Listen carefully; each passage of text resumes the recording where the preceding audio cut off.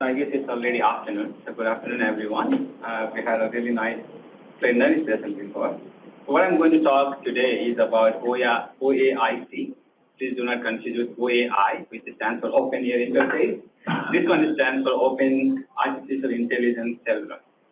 I'm one of the PIs. This is a NSF size community infrastructure project led by 3 universities, which I'm going to introduce later on.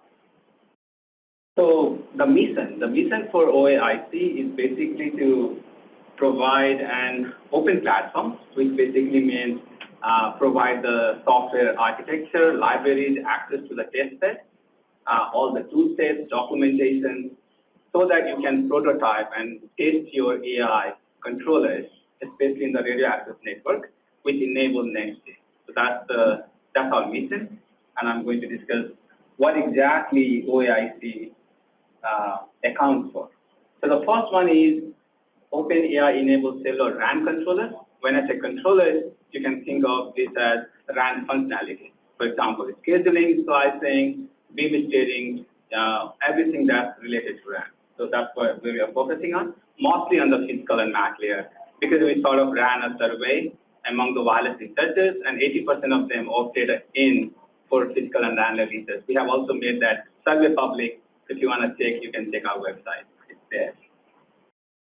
And the second piece of OAIC is the testing framework, and I'm going to touch upon that too.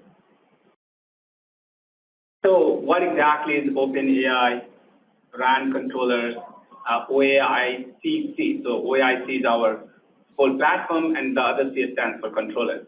So this is basically this nice combination of ORAN architecture, the 5G RAN, the NR protocol, and the software they do. So on the left, you see this ORAN architecture, the near real-time rig and the non-real-time rig. And obviously, we want to also develop on top of this, extend this to radio RAN intelligent controllers. And in the middle, you see the 5G RAN, the base stations, basically, or the radio access network, which are all open source based on this software called SRS RAN, Open Cellular Software. And then we have the software-defined radios, which will act as UEs and the base station. So if I try to make an analogy here, the ORAN component, the CUDs, we want to implement using this open cellular software like SRS RAN, 5G, and the USRCs or the software radios. The E2 interface that is also available open source by ORAN software community, and the RAN intelligent controller, obviously, that's also open this third-party APIs, which is already available, so that you can build your own RAN controllers. It could be AI, it could not be AI. And then we have these XApps, which are basically these services that you can host on this non and linear real-time rig. And obviously, beyond that, we also want to extend it so that we go beyond and enable this next day on top of this ORAN system. So some of the microservices that we have tested so far, which are already made open source either by the software community itself or some other group. For example, the next RAN, it has been made available by Powder or the University of Utah. So we have, let's say, replicated those XApps and tested on our platform. Then we also built some new XApps. For example, the one we are going to make available very soon are the first two, the Age of Information Scheduler. We have implemented 2 versions of AI schedulers, where we had to implement a new interface called A1EI, which is not yet really available, but we did that actually in collaboration with AT&T Labs. So I met somebody with AT&T Labs, so Matty. Oh, nice. Yeah. Yeah. And then we are also working on the RAN slicing version 2. RAN slicing, the initial version is a good start, but it's not nowhere close to slicing. It just allocates different subframes in 2 different slices, that's it, in the time domain. So we are trying to extend that and basically allow more functionalities, more RAN functionalities, the compute resources, the spectrum resources beyond resource blocks or subframes. And then we are also looking into several other XApps, like a spectrum coexistence XApp, beam steering XApps, and so on. And beyond that, what we also want to do is extend our RAN intelligent controller with GF or DF, whatever the nomenclature there exists in the literature. And there is no standard terminology yet. But for example, we are using the term DF. I have seen terms like DF, possibly stands for DU, application hosting on the DUs, which sort of makes sense. The idea is that it will be less than sub 10 milliseconds because the RIC is, as of now, is more than 10 milliseconds.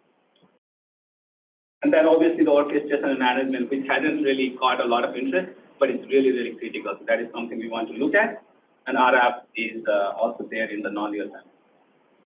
And this is our testing phase. So here, as you can see, we have this testing architecture where we want to create these test cases automatically so that you can test different XF, RF, and also the ORAN system in totality.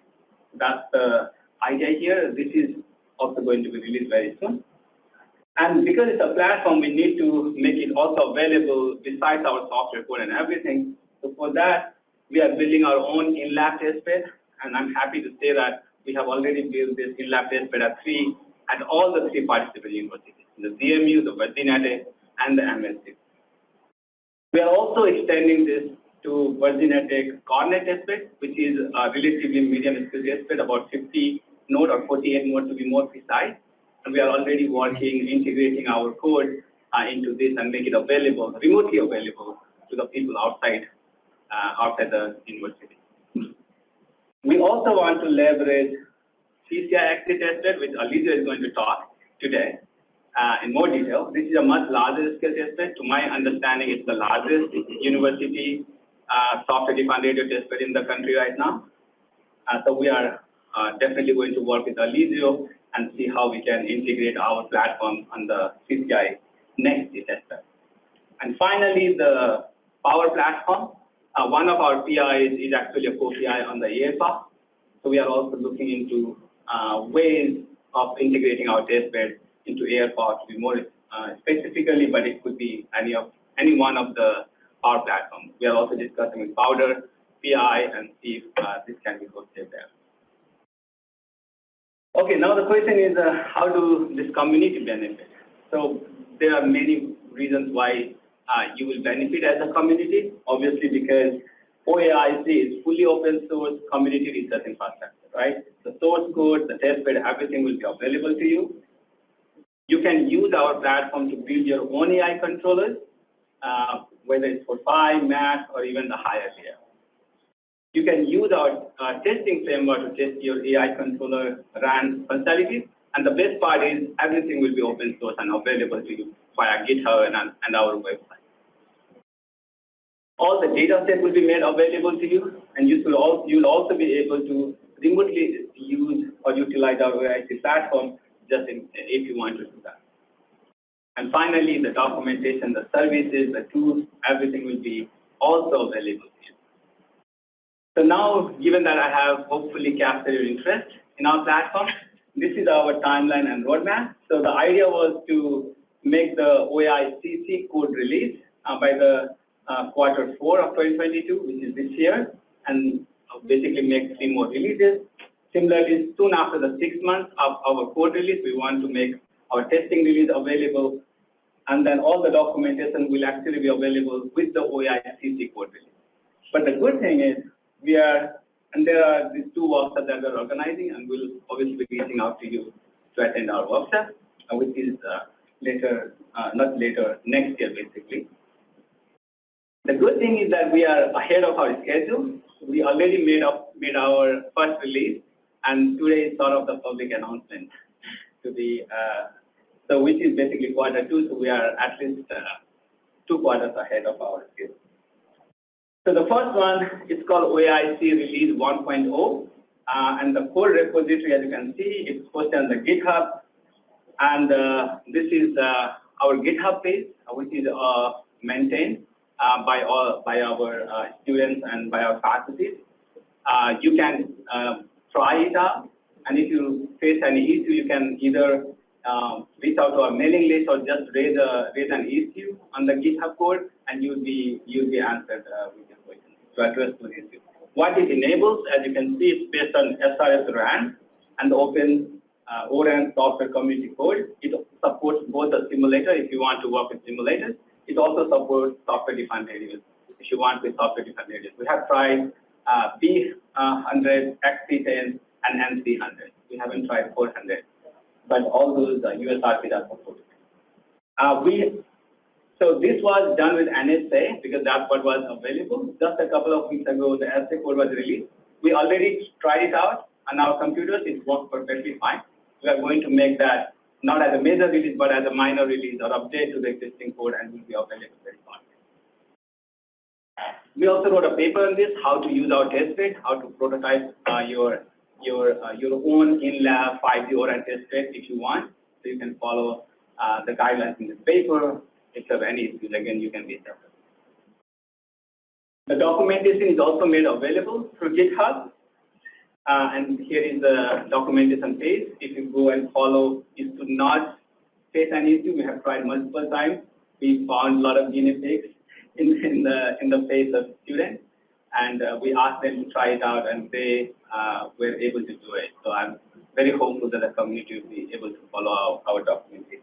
We also made a YouTube channel available just in case if you want to follow. Basically, it follows exactly the documentation, goes line by line, or less instruction and stuff, and you should be able to have a 5G or a test bed in your lab. There are additional resources. We have an existing website which is not great. So we're trying to make a new website. Hopefully, it will be much more UI friendly. And we already bought the domain. We already have our let's say website ready. It's just not good looking enough. So we're trying to work on the graphics right now. It's called OpenAI.org. The mailing list is there. The YouTube channel you can find it's called OAIC.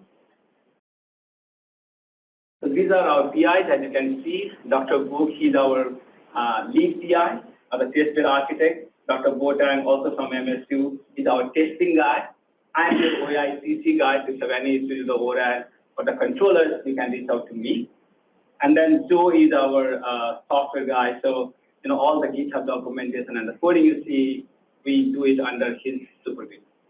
Then we have Dr. Jeffrey and Nisha Tripathi. They are our outreach faculty. I must thank our students. It requires sort of a number of people who work on this thing. And as you can see, there are at least 6 graduate students, a couple of undergraduate students, and a postdoc. I specifically want to name or call out Pratik. He's the first graduate student who started working on this, and I owe him a lot of credit. These guys came out later, but he was the first guy. Okay, so I would like to invite all of you to get involved, obviously because we like industry involvement with the OAIC, and we'll also like to hear out your research interest or collaboration opportunity or any R&D direction that you would like us to work with. Please reach out to us if there are any other questions. Thank you.